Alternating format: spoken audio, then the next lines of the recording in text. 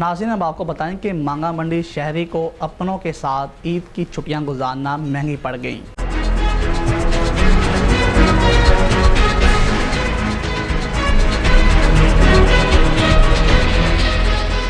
हमारे नुमाइंदे मोहम्मद काशिफ की रिपोर्ट के मुताबिक मांगा मंडी दुबई गार्डन के रहायशी मोहम्मद आसफ अपने बीवी बच्चों के हमरा ईद की छुट्टियां गुजारने अपने आबाई शहर कसूर गए हुए थे कि ताला तोड़ चोर गैंग ने घर का ताला तोड़कर सारे घर का सफाया कर दिया।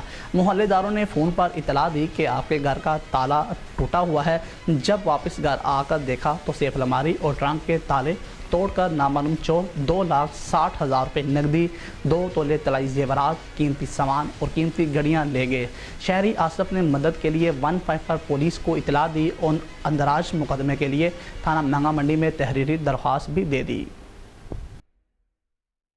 साड़ी जी चोरी हो गई,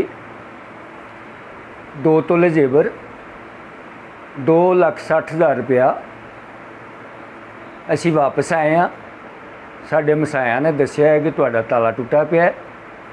असा आके देखा है तो सेफ अलमारी के ताले टुटे पे ने, दरवाज़ों के ताले टुटे पे ने।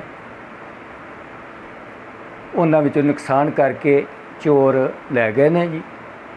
साडी दरखास्त है